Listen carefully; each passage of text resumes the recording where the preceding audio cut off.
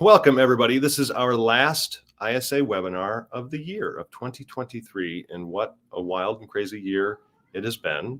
I'm assuming next year is going to be just as crazy. Archie keeps saying hello to everybody, so you can say hello to Archie. Hello from Phoenix. Hello from Long Beach. Georgia saying, "Hey, Coach." I don't mind being called Coach. I think there's something special about that. Anyways, this is the last one of the year. Hi, Jackie. And I'm excited to do it because we're going to talk about something I haven't really delved into in a detailed way. But I probably won't go the full hour of talking just about this one thing, this story inventory plan idea that I have. Because not only is there really only so much to give you in terms of here's what you can put into your story inventory, but also because I want to hear questions from you. This is your last chance of the year to ask me quite literally anything that you want. Don't ask me any relationship advice. I'm not a psychiatrist. But just about any question you have, I will happily answer it. Obviously, some of those questions might pop into your head as we go through this, and you can ask me whatever you want. We can have a little bit of a dialogue here. CC is saying hello, Archie. Cat mom here too. All kitties welcome. Yeah, he gets this way during the middle of the day. I just fed him, and now he just wants to snuggle or something. I don't know. Can't read cats' minds. Anyway, for those of you who don't know who I am, my name is Max Timm. I'm the Director of Education with the International Screenwriters Association. I run my own consulting company called The Story Farm. I'm also the co-VP of Development with Creative Screenwriter Productions. I wear a bunch of hats. I've been a writer myself for a long time. This particular topic that we're going to cover today is something I've done multiple times, not only for myself, but also with a lot of the writers that are on the ISA development slate, but also a lot of my Story Farm writers, because we need to be planning. We need to be looking at this screenwriting endeavor as something more than just a creative endeavor.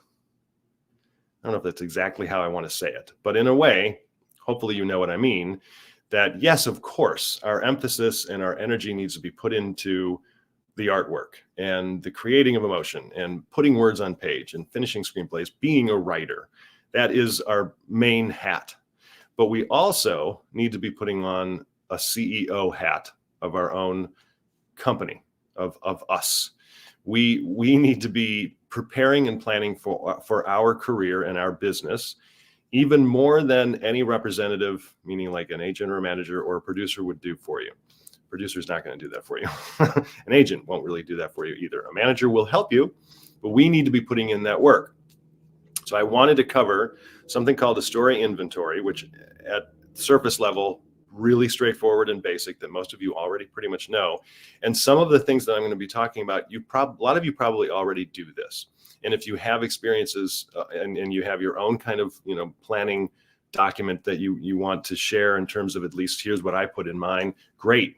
We can make this a little bit like a writing group. But I'm going to go into that. There are no major announcements to make. You should be checking out the ISA's website for any contest deadlines, contest notifications. I do want to emphasize kind of this idea of screenwriting Twitter, just the hashtag screenwriting. If you're not on Twitter, you should try it. I guess it's called X. I don't know, whatever. Aside from all the weird Elon Musk politics stuff, there's actually a pretty strong community of screenwriters on there, and there's a lot to learn. And that's a little bit of what I'm going to cover at the end here in terms of us needing to constantly be in a state of education. We have to be growing. We have to be building. So let's just get into this a little bit here. Again, in terms of questions, you can ask me anything at any time. Scott, our show producer here, is going to be saving those questions in a separate little list for me, and I can cover those. I will pay attention to the comment section as we go. So again, if you have any comments or questions, please put them out there. Okay, so at its very basic core, a story inventory is just a list of all of your projects. Now, when I say that, though, it's not just title name. Here are my projects. There are a lot of different things that we want to be putting into this document. And there are going to be two separate phases to this story inventory. One that you would actually present to the world in the industry, but also one for you as a brainstorming document and a planning document just for yourself. So we want to be, and I'm going to be referencing notes here, everybody, but we want to be creating a list of project titles with log lines, with genre references. So wait a minute. project titles, log lines, genre references, and comps. Those are the four primary elements that will be in your for the industry version of your story inventory, okay? Project titles, log lines, genre references, and comps.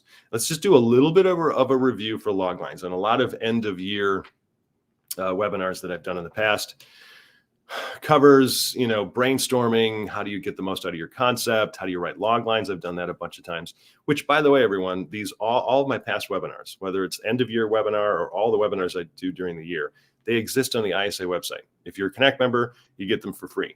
I have a lot of them on YouTube. I don't know if the full webinar is on YouTube, but we have a wealth of free education on our YouTube channel and on the pro tips and tricks, like the link that Scott's putting on the screen right now.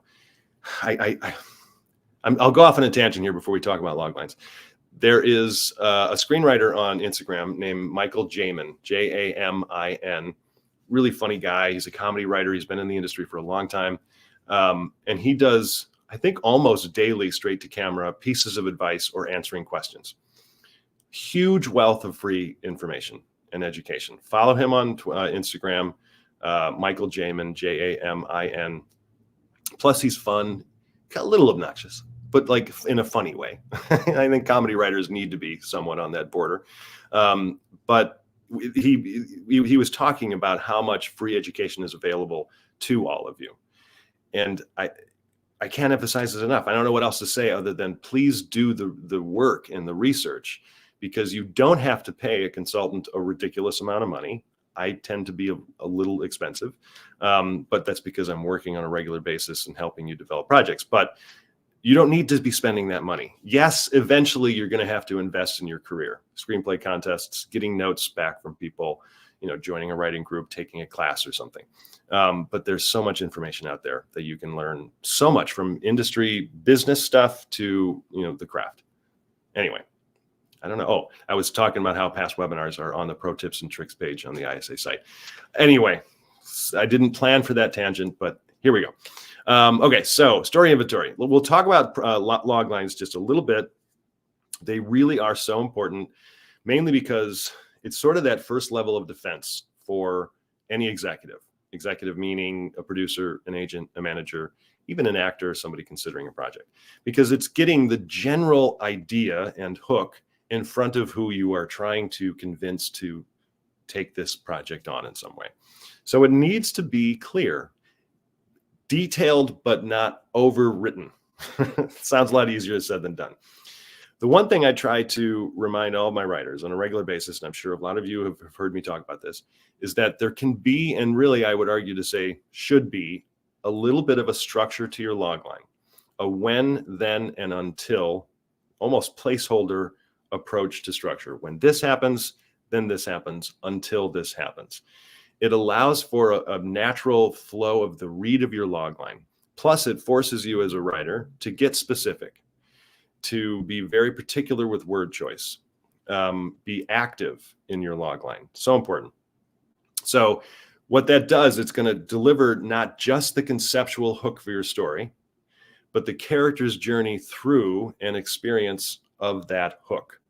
So what I mean by that is that you have the easiest way to break it down, a type of character in a type of situation. That's the easiest way to just consider any basic story. You have a very particular type of character with a flaw of some kind, personal problem, usually some kind of an emotional problem, good or bad. It's just who this type is, experiencing a type of situation that ultimately and is in place because we want that flaw to be confronted. We want that flaw within that character to be tested. So that's one way, an easy way to just consider what I need to be doing with my logline, okay? So in my opinion, no true hook is a true hook without a flawed character experiencing a situation that becomes complicated. And that's really the reference to the word until. Because the true complication in the story comes from when a type of flawed character experiences a situation that will naturally test that flaw, just like what I was saying, and the situation becomes heightened due to an elevated problem or twist. So we're presenting when this flawed character experiences this presentation of a setup event, if you want to call it, or an inciting incident, then some form of a reference to what this character intends to do and needs to do through a second act or the middle of the series, until a big twist occurs that changes everything. That's really how we need to be structuring our logline. Now, a lot of you are probably thinking, that is going to make my logline so incredibly long. Fine. Of course, now both of my cats are here attempting to get my attention. It's okay to have a slightly longer logline. Far too often in writing gigs, I know a lot of you are part of the ISA because of those writing gig opportunities. That's great. We get a ton of submissions to each of these writing gigs. It's great. We read them all, I promise. We have a whole team of people going through all those gig submissions. But far too often, and I don't go through the writing gigs myself all that often. Sometimes I jump in and take a look. But I've personally noticed, and I've received feedback from a lot of the people, or executives that are looking at these submissions, the log lines are not giving us enough. We don't know what your story is. And that's the first thing we're reading. And if we don't know what this is, meaning how is this going to play out? What's the entertainment value? What is this actual story that I'm going to experience? We're going to move on. And every executive in town is going to react the same way, whether it's through a writing gig or you're submitting some kind of cold querying. So we have to make sure we spend the time on the log line. I know a lot of you probably think or say out loud even, I can't write log lines. The harsh truth is tough luck. You're just going to have to. I mean, this is a part of your job. It's expected of you.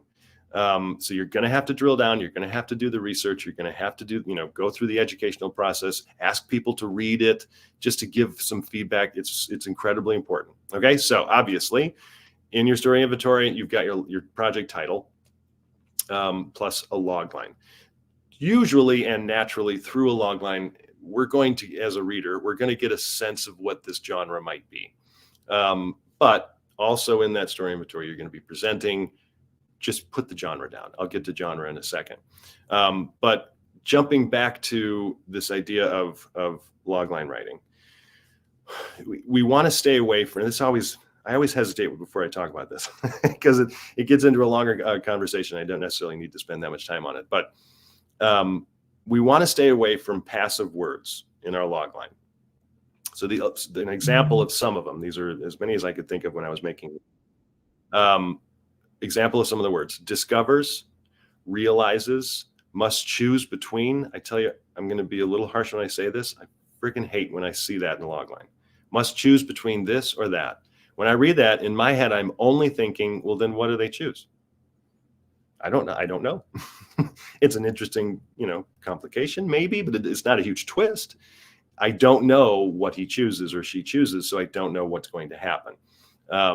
It drives me crazy. Anyway, discovers, realizes, must choose between, tries to. When I see something like tries to, I take almost too literal, I will admit, of an interpretation of that, meaning during the second act, am I only going to see this character trying to do something? Or are they actually doing it? So this is what I mean by the difference between passive and active word choice. We want to stay away from some of these. Discovers is probably the only word in there where I might be okay with it if the discovery is so big that it upends the setup or inciting incident and it presents conflict where that character flaw is concerned. Then I'm pretty much okay with this idea of discovers, because then it is a little bit more active because there could quite literally be a discovery. But too often that word is used in a general theoretical sense, like the process of discovering something. Yeah, we're not necessarily seeing that throughout the whole second act. It's not an entire, 50-page process of him discovering something. So this is how specific we need to get with our word choice. That's the only thing that it's our paintbrush, words, so we have to be particular with them. As an example, okay, so there's a comedy adventure that I've mentioned in past webinars that I wrote. Didn't go anywhere. I haven't really tried all that hard with the script. It needs some work, but so I've just kind of used it as an educational piece of material. It's a comedy adventure, and the main character's flaw is, I'm trying to remember it off the top of my head. Romantically hopeless history nerd, slight know-it-all. Those are the three primary. There are probably other ways I can trim that down, but nonetheless, Risk averse is the biggest one. He's a very risk averse, romantically hopeless history nerd. So I purposely used that screenplay as a way to, and that just general concept of not only the character, but where I'm going to place this character as an experiment. Can I kind of practice what I'm preaching to all of my writers, where I need a type of character and a type of situation to then create the hook. So we have that type of character forced to go on an extreme sports contest tour through Europe. Okay, so we have that situation with this type of character.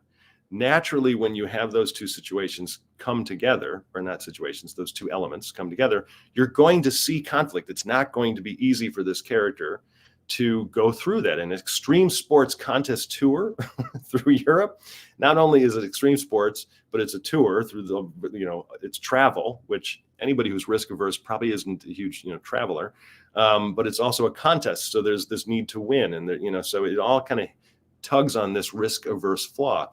There are a whole bunch of other story elements, of course, but that's really what we need to hit in our logline as much as possible. Of course, you're going to reference what happens. There's going to be this, I'll just continue with this comedy adventure example, but the tour guide believes that my main character will actually find the real Excalibur. And there are very dangerous people trying to stop them from finding it. So within that, it's assumed that the main character is just going to think that it's this kind of crazy, tour through Europe to all these different historical places, but it actually becomes real. Like it's an actual real scary adventure where people are trying to kill them.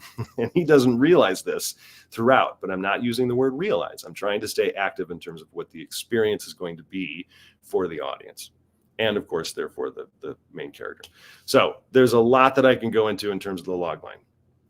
The easiest thing to remember is type of character with a flaw meets a type of situation, okay? Logline is incredibly important. Now, I mentioned, okay, so we got project titles, loglines. I'll hit genre in a second. Comps. Comps is a big one that a lot of writers ask me about. And I just kind of want to clarify a few things. Look at comps slightly in a slightly different way. So when presenting a comp, and when I say comp, it's just short for comparison. It's this meets that idea. We want to go further than just something like Stranger Things meets Nancy Drew.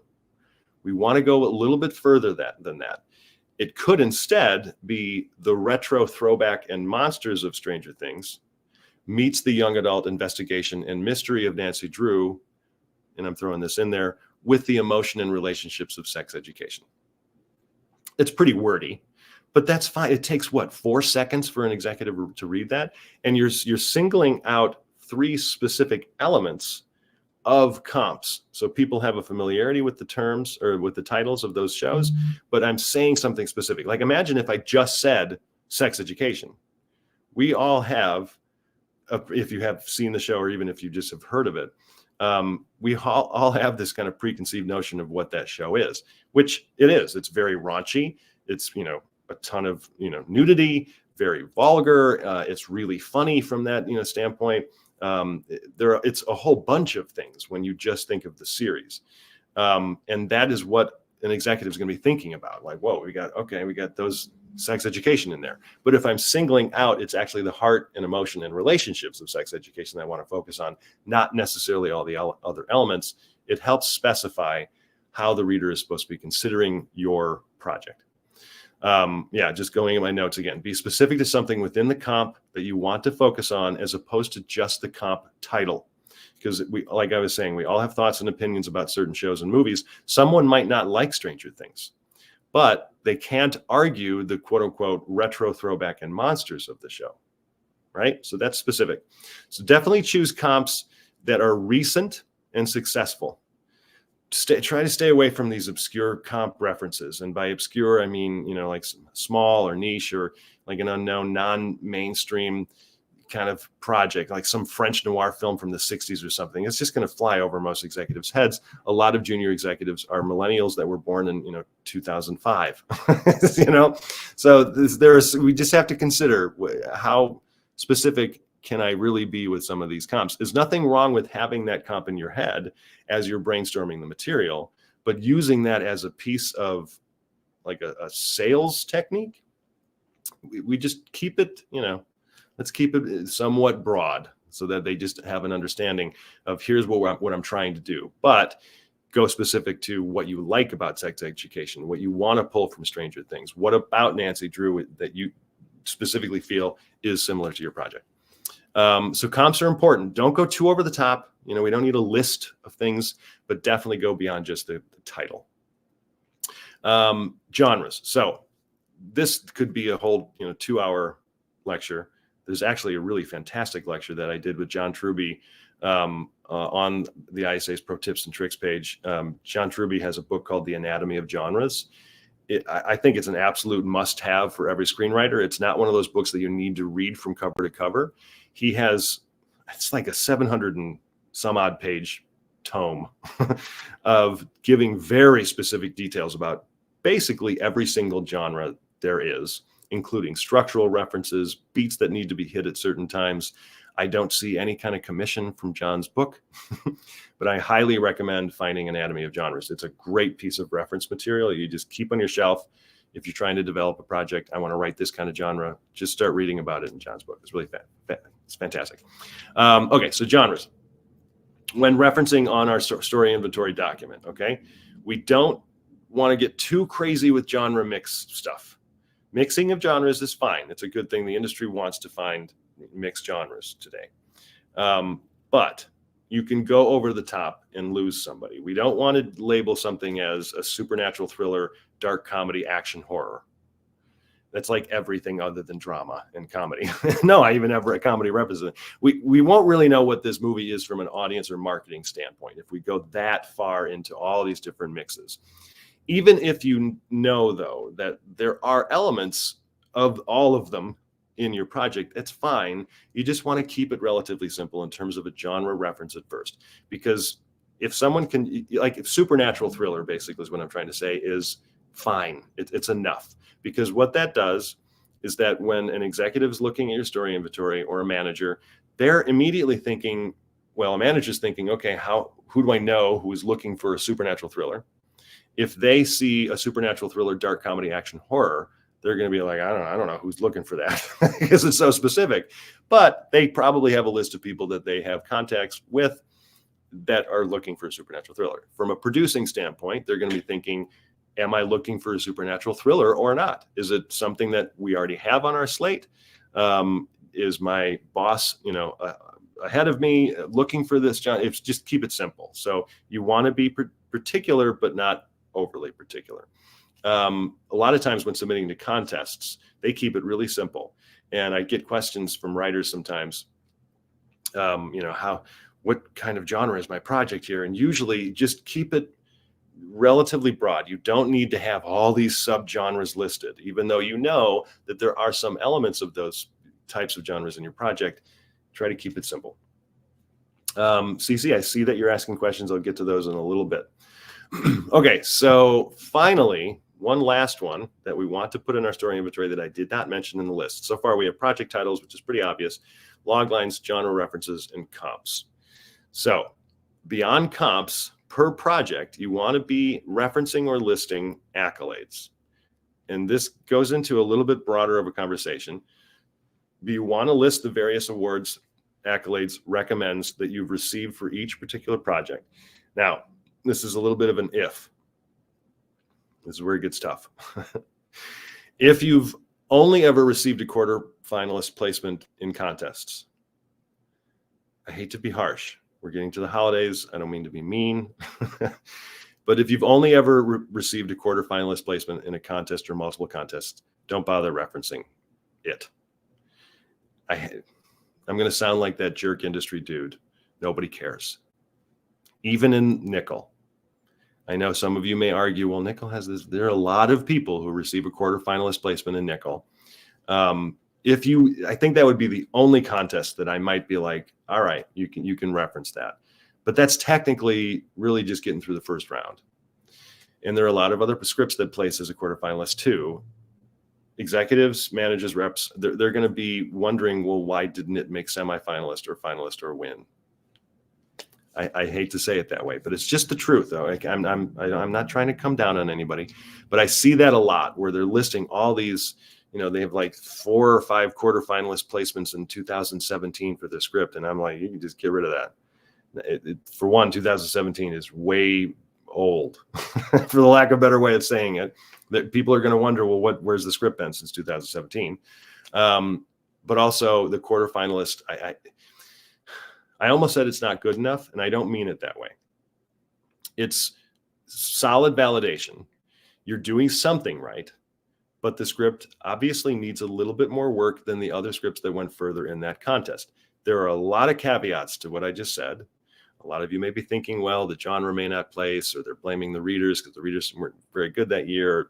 Those are probably all viable references, but nonetheless, the final, word is, if you didn't get semifinalist or finalist, don't bother referencing the accolades.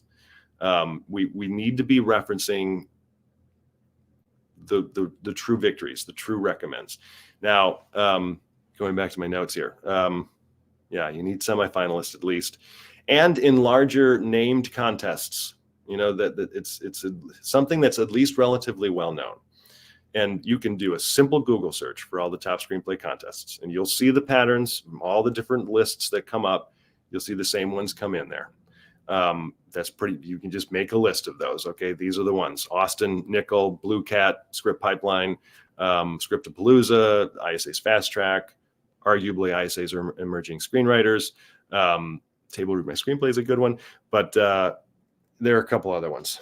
Sundance, but that's a lab. It is kind of a contest. It's the same ones. Those are the ones that hopefully you do well in.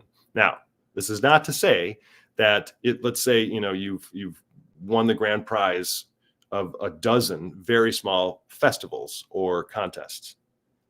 Just say in your story inventory, with reference to this script, grand prize winner of a dozen festivals and contests. That's all you need to say. You don't need to list every single one. Because nobody's going to remember and nobody's going to read all those. Even if you were a finalist or a winner in Austin, Nickel, Blue Cat, Scriptapalooza, Fast Track, you probably don't even need to list it. People are going to find you anyway. But hopefully that helps a little bit. This is a basic story inventory document. And I'll review a little bit here, but a lot of this should tell you that you do need to do your due diligence in submitting to script contests and places like the Blacklist or the Blood List or the ISA's development slate. It can get expensive, but you need to receive accolades and or referrals from other sources in this industry in some way. So you have to play the game. You really do. So this story inventory, what I just listed, this is something that you can put together, hopefully on one page. Putting listing them in a way where you feel it's organized and easy to understand. If you have multiple genres, it's totally fine. If you have 2 or 3 in one genre, put those together. If you have one in a separate genre, put that one in its own little, organized way. Just you think logically. How easy is it for, the people to read this document and consume it, so that they can quickly just scan. You don't want to overwrite something that you're going to be submitting, at first glance in terms of a cold query type of approach. If you have questions about that, throw them into the comment section here. Let's look at CCs, because I'm going to go into another organizing document that is kind of an extension of a story inventory, but it's going to be specifically just for you and not necessarily something that you would be sending out to the industry. Okay, CC is saying, should a feature film screenplay be final before you develop a pitch deck so the deck is aligned with content? Scott just pulled it from the list. With content in screenplay and script. Wait a minute. What am I reading? Should a feature film screenplay be final before you develop a pitch deck so the deck is aligned with content in screenplay and script is available immediately if a pitch panel tells you they want to read it? Okay, so I think the easy, quick answer, CC, is absolutely the script needs to be done and ready. But There's a little bit of a caveat with the pitch deck situation. You can use the development of a pitch deck as a way to brainstorm your project in some ways. A pitch deck can be something that is an ongoing development process as you're working on the script. It's kind of a fun, different energy sort of way to brainstorm, because in a pitch deck you're going to be referencing the log line, a one-page summary. You're going to have character descriptions. If it's a TV series, you can get into very short episode descriptions, season summaries.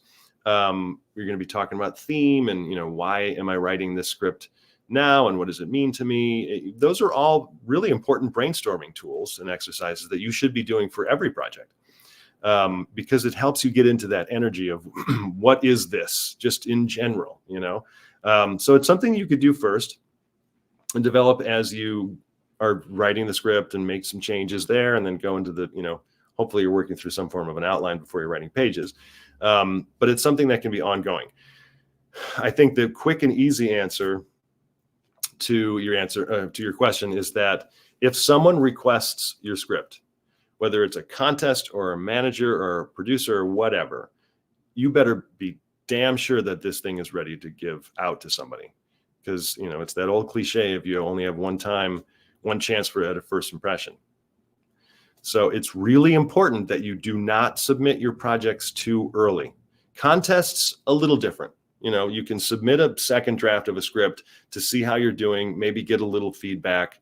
It's a nice way to test the script. How's it doing? But that's because it's a little bit more of an overview type of thing.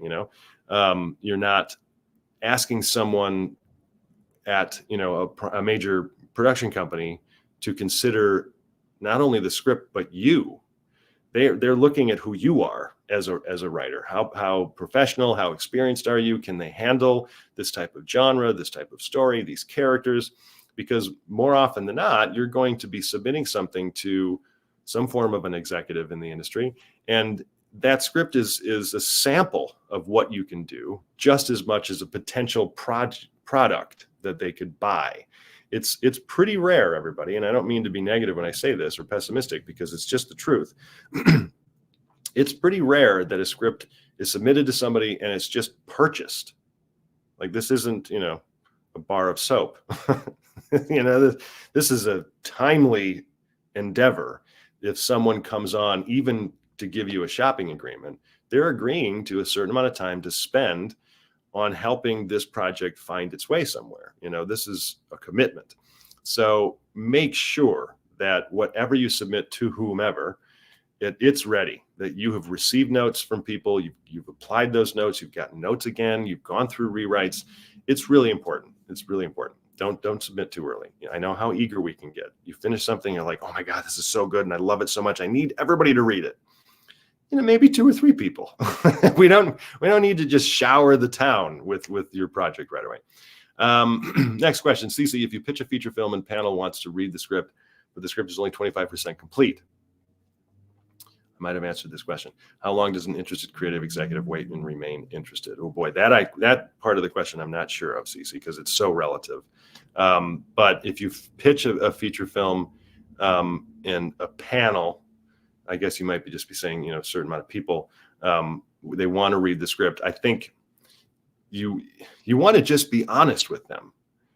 Don't try to, sneak something past, because if you're like, oh, sure, I'll get the script to you this, tomorrow, or I just want to make a couple edits, make sure it's good, but you have only written 25% of the script and you haven't told them this, that script that you force to be finished in 48 hours or whatever is not going to be good.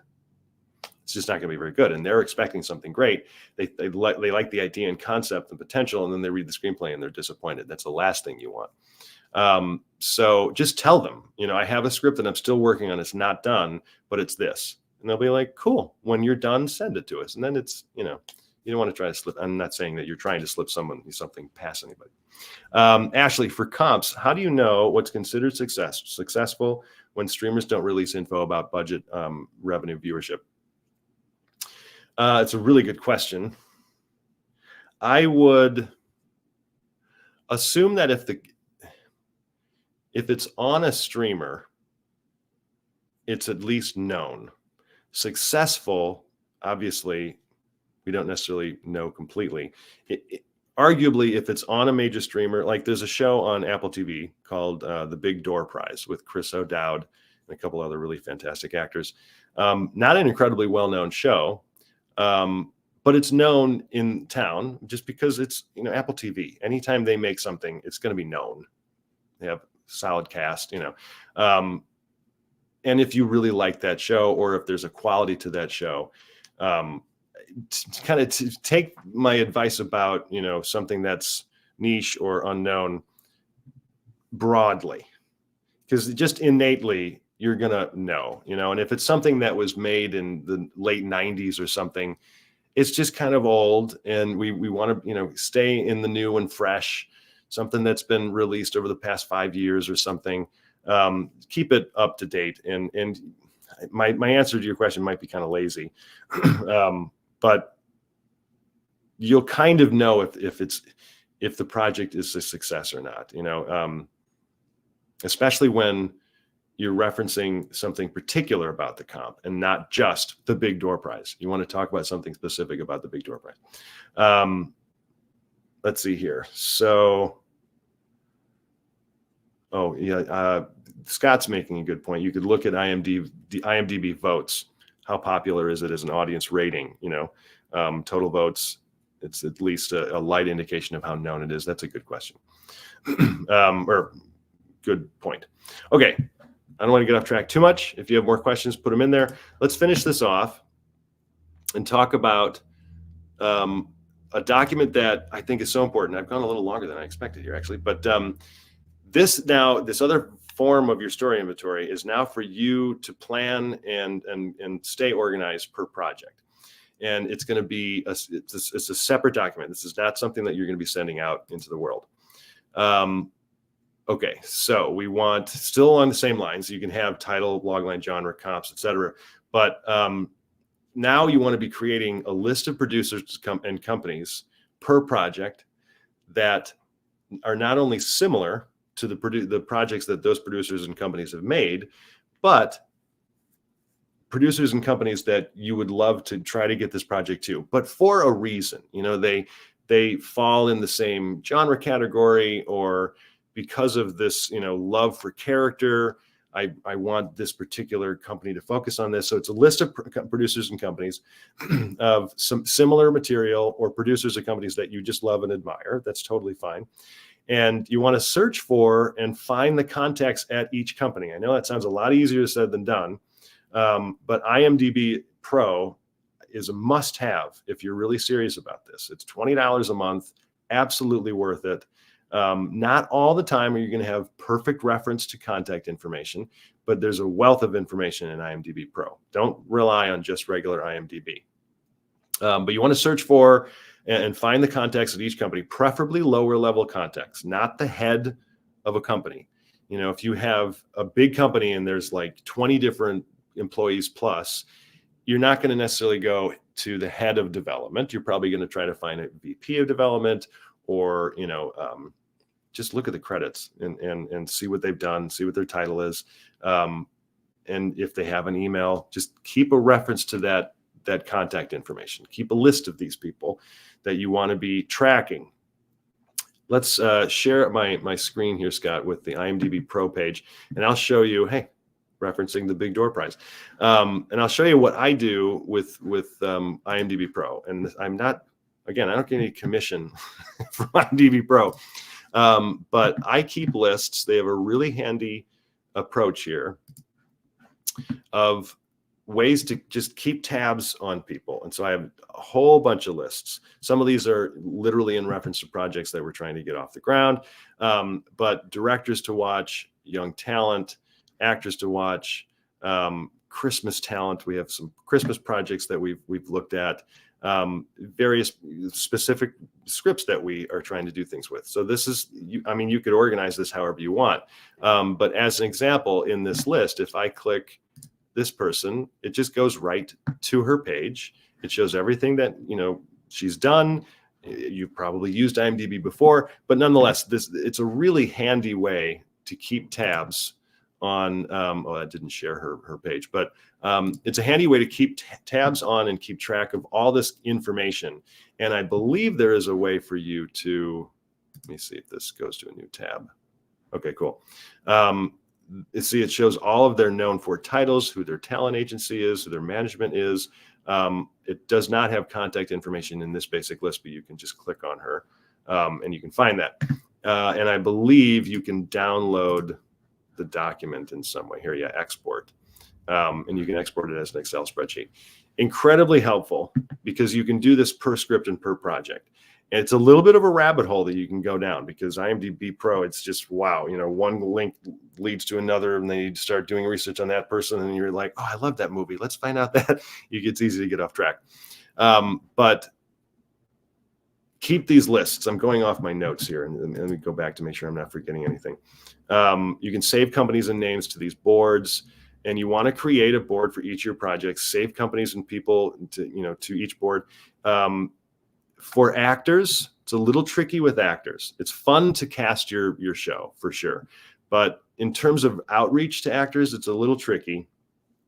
If you don't have any financing for your project, it's very, very difficult to get someone interested from an acting standpoint because you're going to have to reach out to their agent or agency in some way.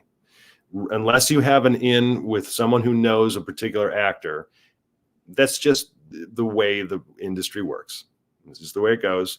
There are ways you can try to find your way into, getting an actor to read your script, but that actor is also probably then going to go, well, I have to let my agent know, or I have to have them read it first. And so just keep track of the agencies where these actors might be repped. It's smarter to try to go to management or producers first anyway, unless you have a contact who knows, Danny DeVito or whatever. So yeah, the reality is that an agent's job is to protect their client. So your best bet is to reach out to producers or companies. So that's one way. IMDb Pro, you don't have to use it, but it's an example of how this list can work. These are all directors. Let's say if you were making this list for yourself for one particular script, here are all these directors that I really like that could do well directing this project for all these various reasons. There are ways to get in touch with the people who represent these people. Now, trying to get a director attached to your script immediately is a little bit easier, I'm doing hard air quotes, than getting an actor attached, but it's somewhat of the same problem. That a director wants to be paid. We all want to work, and we want to be paid for that work. And so if you don't yet have financing, it's going to be a little tricky to get a director attached. It is easier to do that because they may fall in love with the script, and then they can help you try to find financing or find a production company.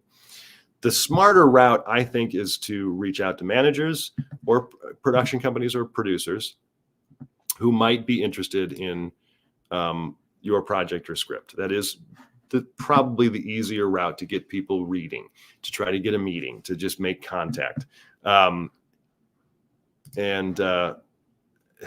trouble with that advice is that there's no one way to do this, everybody, in terms of trying to reach out to people. But nonetheless, let's just stay on what the topic is here, is creating this list for yourself. This is what happens sometimes when I'm doing these webinars. I start going off on tangents because there are so many different pieces of advice, really from my own personal experience. Okay, so we've got this producers and companies per project that you're listing. You can also then have a separate area of this document where you're tracking the deadlines for every contest. And you could do the same thing. Let me go back. You could do the same thing for managers overall for yourself. It could be a separate document that you're listing managers or management companies that you would like to reach out to and query to see if they're looking for material. More often than not, there's going to be some kind of contact information on IMDb Pro where you can try to get in touch with somebody. I'll get into what a cold query approach can look like in a second. But yeah, the next little section of this brainstorm planning document that's a part of the story inventory, track deadlines for every contest where you could submit the project, each one. Even if you're not going to submit to all of these contests, because it can get expensive submitting to contests, just list, here are all the contests that I would like to submit to. Here are all the deadlines, the early deadline, the regular deadline, final deadline, especially during this time of year where you're kind of prepping for 2024. just make a list of all these contests. You mark the price for each submission, a note about the awards that are given to not just the grand prize winner, but if any finalists receive anything. A really simple Google search is going to help you find just about any contest. But the ISA's contest section of the site, it lists virtually all of the information I'm referencing here. I'm pretty sure they're filtered, or you can filter the list of contests on the ISA site by deadline. So just keep track of that. Make a little plan. And with this contest portion of the document, you want to do this for any project that you haven't finished yet. Okay, not just finished scripts, because those contest deadlines can be deadline dates for your final draft, or at least draft number 2. Yeah, thank you, Scott. We don't need IMDB anymore. So it's a way to, motivate yourself. June 30th is the final deadline for Austin. Don't quote me on that. I have no idea. But you can try to work through that. I have one script that I'm really passionate about. I haven't done any work for it. I'm going to set that as my deadline because it gives me something to look forward to. Manager listing, I mentioned that. You want to use IMDB Pro and search for these management companies. The easiest thing you can do is just a simple Google search of mid-level management companies for screenwriters. Literally just search that. It'll probably bring up just about every management company. One tricky thing is that I did that search for myself beforehand, and it also lists a ton of agencies. CAA and ICM and WME and Paradigm, those are agencies. They're not the same as management companies. A management company is like a Management 360 or a Gotham or, of course, off the top of my head, I'm forgetting. Actually, I have a list here. Let me share this link with everybody. This is a really great resource. We are not connected to ScriptReader Pro in any way, shape, or form. Oh, Scott, how do I share? Oh, I can join the chat. There we go. Connect. Uh-oh, maybe I can't. Let me email this to you, Scott, and you can put it into the chat here because it's a nice link to reference when looking through management companies. I think it's a year old, so some of these companies may not be up to date, but it's a really great reference to not only a whole bunch of management company names, because it allows you to download a manager list. It's totally free. But the link also gets you prepared for how to approach the cold outreach process, how to consider this query letter, what to put in it a little bit, and the steps to take in terms of what to ask for. And that's the trickiest part about querying people, when especially reaching out to managers. Thank you, Scott. There it is. ScriptReaderPro.com, screenwriting-managers. The way I found that, by the way, is just Googling mid-level management companies. And if you see a ScriptReader Pro reference, it's going to, I think the title of the link is top 100 top screenwriting managers to contact. Yeah. Please don't reach out to all 100. Do not think, ooh, I'm just going to spread my wings and cast a net. Be specific. Have a reason you're reaching out to that manager. And do not copy and paste and then have 18 emails ready to go and then send. Don't do that. It is noticeable. I promise you. Any type of just like template email, we in the industry, I sound like some, egotistical dude, but in really all of you who maybe not, aren't working as an executive in the industry, in just your regular job, you can tell when someone is being too formal in an email or just copying and pasting things, or it's just spam, or, we all experience email constantly. I think that's the best form of basic advice I can give for querying people.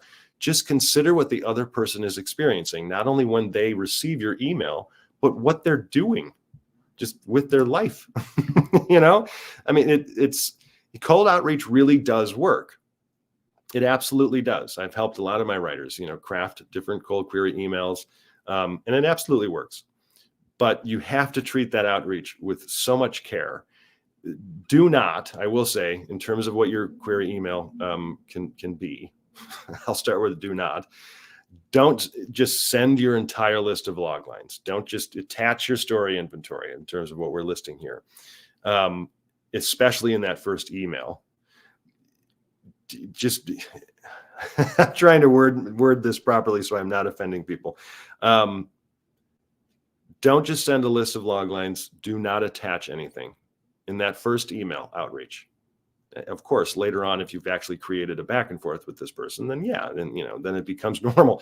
But in that first outreach email, don't just send them your material. They're going to ignore it. I absolutely promise you.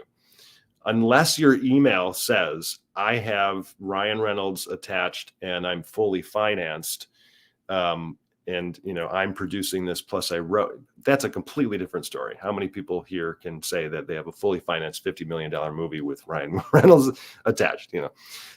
In the initial email, you just want to think about how many emails you receive on a daily basis, and then consider how many emails managers receive that are focused on current business needs.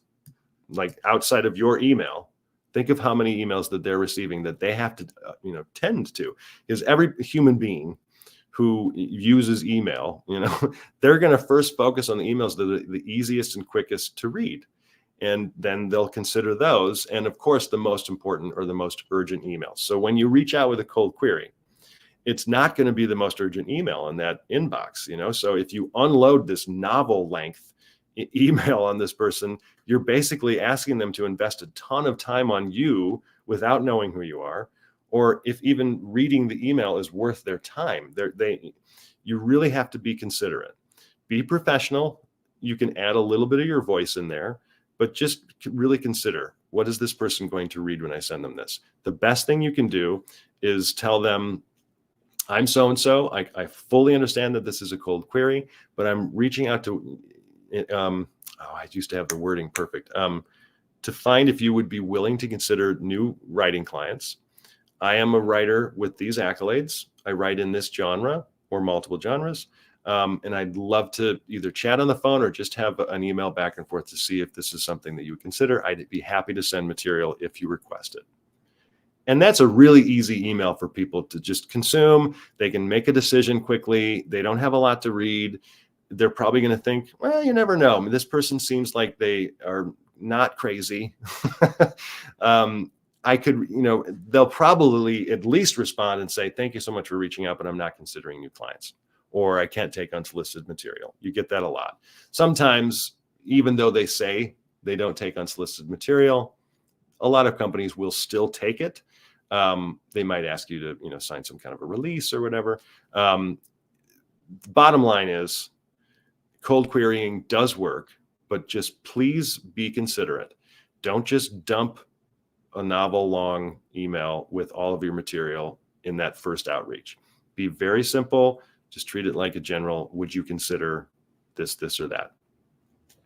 So with all this said, that's going to be a separate document. That's not this document in terms of, manager list, people that you'd like to reach out to, producers and companies based on the various comps, the actors and directors that you are interested in. Find the contact information for all of those people.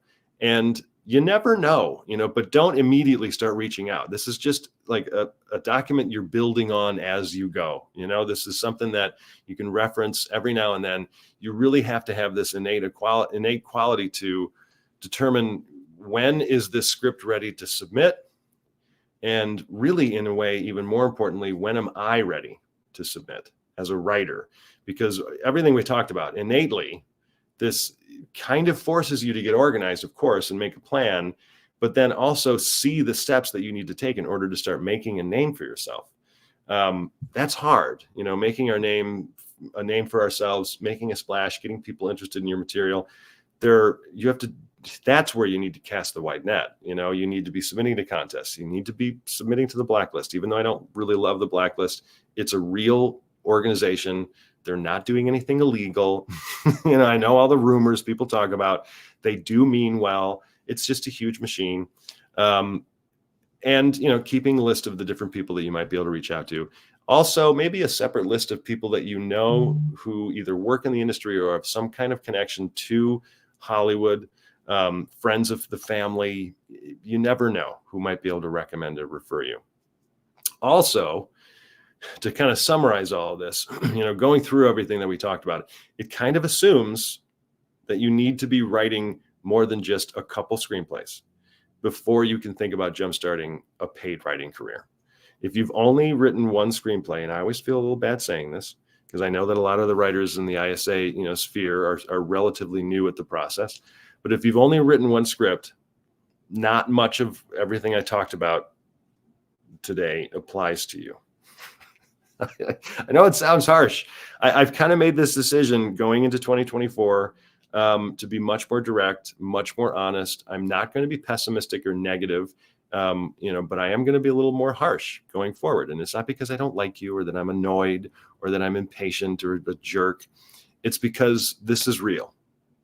What we're doing is important because it means something to us personally, and it is eventually, hopefully, going to mean something to people who consume it. And that's not something that every profession can say. I hate to say that. This is important from a creative and artistic standpoint, but it's also equally important from a business standpoint. This is still an industry, and there are rules and little elements that we kind of have to follow. It's very, very rare that, from going back to the creative element of things, that the first time you try to do something, I don't care if it's playing basketball or swim or write a script, the first time you do it, you're not going to be that great. You might be good. You might show signs of a ton of potential. You might really have something to say in this piece of artwork that you're producing, but it's not going to be the best thing that you've ever done.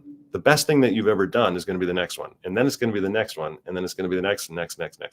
We have to be not only building a slate of scripts so that it gives you more opportunity in terms of chances, but you're going to improve with every screenplay that you write. You just are. You're going to get better. And I'm speaking from personal experience and then all of the experience I've had with all the writers I've worked with over the past 20 years.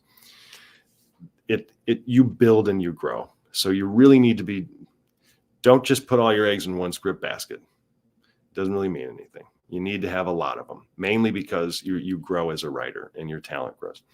CC, let's see. She is saying, I'm still puzzled how first-time writers and directors are able to secure A-list talent on their first film. Damien Chazelle, Whiplash, as an example, a huge trust factor for very young new writers and directors. So for one, absolutely, huge trust factor. However, Damien, and I don't know the exact story here. There is one, but I don't know the exact story. He did a lot of work prior to Whiplash. And I believe he made some form of a short film that showed his abilities to make that particular movie that then helped him get noticed, which then got people in town excited about him and his talent, which then word gets out. He starts taking meetings and people, someone believes in them and, they get the J.K. Simmons and Miles, can't remember his last name. And, off you go. So there's work to be, there's no such thing as an overnight success. There is a lot of trust to put into a first-time writer director, but I'm pretty sure, I do not know for sure, pretty sure that was not Damien's first movie he ever directed. There were other projects that he had worked on. There were other things that he had done. There was some amount of experience there. Ross is saying, thank you so much for your time and expertise. Thank you, Ross. Gary, would you recommend InkTip? I'm a little iffy on InkTip. I think I will never, blast negatively. Well, that's not true. Some are popping into my head. But generally speaking, I'm never going to talk badly about any screenwriting resource because there's something to learn and something to take away from all of them. Basically, you get out of something in terms of what you put into it. So with any source like InkTip, even with the ISA, if you have one screenplay and you see a writing gig on the writing gigs section of the page and you think, yeah, my script might fit that, sure, I'll throw it in there. And that's all you do, it's probably not going to go very far. That's one source and that's one avenue to take to hopefully get people interested in what you do, to find your project, to find you. We have to be using all the outlets. And again, I know it can get expensive, But in terms of InkTip,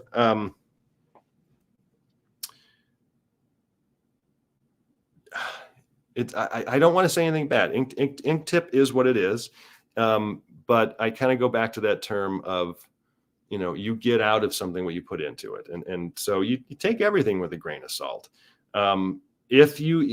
We're all pretty intuitive people in some way. If you start feeling like this isn't working for me, get out. They're not doing anything illegal. They're not bad people. That I know for sure. It's a business. That's all it is. Any other questions or anything? Let's see. Any other comments? Let's see. Thank you. Very valuable info. Ross talking about script contest deadlines. The earlier you enter, the cheaper it is. Totally. And I will say on that note, just because you might enter your script early in a contest, it does not give you a leg up or a leg down. They are not judging that contest or that script any differently. Some people think, oh, they're going to put more emphasis on the scripts that submit in the final deadline, or the opposite. They don't have enough time to read the script, so they're going to rush through them at the final. It's not true. I promise. I will say, I can't speak for every single screenplay contest, but the legitimate screenplay contests, and of course I can speak specifically to the ISA contests because I know the people who manage them and who are reading for them. Equal time, equal considerations. So it really is a deadline situation for you. Is the script ready to submit at the early deadline? If it is, like Ross is saying, you're going to save a little money. I will suggest, if you have the means, the financial means to pay for the notes in any screenplay contest, do it. It's the cheapest way from a financial standpoint, other than free reads from friends and colleagues, to get feedback on your script. If you spend, $50 on your entry and another, whatever, $70 to get notes, that's a lot cheaper than if you were to pay a consultant or get a one-time read from some form of source or whatever. It's an inexpensive way to get feedback. And at least if you don't place well or highly in a contest, you at least get something for your money. Because too often, I think, this is my own personal opinion, I think writers kind of treat contests like a lottery. They're just throwing it in there. Let's see how it does. That could very quickly bankrupt you. If you aren't worried about money and you have money to spend and you have, a separate budget for screenplay contest submissions or whatever, great. Then you're being organized and prepared. Because like I said earlier, screenplay contests are a great way to find out how the script's doing. Don't use a contest for validation. See, I told you I would do well. Because if you don't do well, it's going to hurt you and your ego. And the best piece of advice I can give you is that first and foremost, what is being judged is the script, not necessarily you. Yes, of course, writing ability and craft is assumed naturally, but they're not saying you're a crappy person or you're no good, or it's nothing like that. It's really a very stale, disconnected type of thing. What does this script show me? Is it working as it isn't? Does the writer have talent? Or does the writer need some more education and work? You can't take this personally, I had a meeting with the development executive at Mar Vista back in January. Think there's a chance hearing back. Curious. So if it's been since January of this current year, you're probably not going to hear back. Sorry, I don't mean to be so blunt like that. So obviously I don't know your situation perfectly, but at this point of the year, probably not. When you submit something or you have a meeting with someone, make sure that you have a little bit of a scheduled approach to checking back in with them without being forceful. Let's say you have a meeting with an executive or manager or something. Wait a week and a half, maybe a week, to check in. I will say, though, the next day, definitely email them to thank them for the meeting. Just say, thank you so much for your time. I really appreciated it. I look forward to chatting with you again in the future. You just have a nice little thank you email. Wait about a week and a half. If there was some kind of request or if you gave them something, You can send them an email just saying, hey, I know that things are crazy and busy. Just checking to see if you've had the chance to get to the script. They'll reply. If they don't, then that's on them. That's not your fault. If they do, I'm seeing Eric's comment is Max Scrooge this year. Going into 2024, I might be a little more Scrooge-like. Just a little. Not going to be, taunting Tiny Tim or anything. But anyway, have a little set time, like a week and a half. Then I would say 2 months if you don't hear anything after that. Another check-in. If you don't hear anything after that, I would say another 2 months after that. And then if you still don't hear anything, it's okay. You can't take it personally. This happens daily. I promise you. And it happens at high levels. This is not just for, the emerging writer level. It happens all the time to everybody. It is not a perfect industry. But to directly answer your question, if it was back in January and you haven't heard from them at this point, you're probably not going to hear from them. And I hate to be, negative or pessimistic, but I could be wrong. Who knows? It may not. It doesn't hurt in January to say, "Hey, it's been about a year since we had this meeting. I hope 2023 was good for you." It was one thing to remember in 2023. Everybody, not only were we trying to come out of a crazy pandemic time, but we had 2 incredibly long strikes. It changed everything, and it slowed everything and everyone down. No one was able to do anything during that time between May and September. That is probably the primary reason they didn't reach out and in response with this development executive, because they weren't supposed to be reaching out to writers. So it may not be a bad idea in January to send them an email, just say, hey, I know 2023 was crazy. Just letting you know I'm still here. If you'd like to, re-engage or chat again, don't forget to mention the name of the script that you gave them, if you did. And just keep it at that. Don't ask them directly, have you read my screenplay? Because that's going to put pressure on them, and they're going to say, no, I haven't read your script because of how crazy this year was. Just be kind and thoughtful and just say, hey, I'd love to reconnect. I think that'll probably be the best way. Should people be doing a post-strike Happy New Year check-in in January to refresh some older relationships? I think it's a great question, because the answer is absolutely, but probably wait until the end of January. It's going to take some time to get that train chugging along again. Plus, Sundance fills a whole bunch of people's time. It used to be, prior to the pandemic and prior to the strikes, that the industry kind of opened back up in terms of new business considerations after everybody came back from Sundance.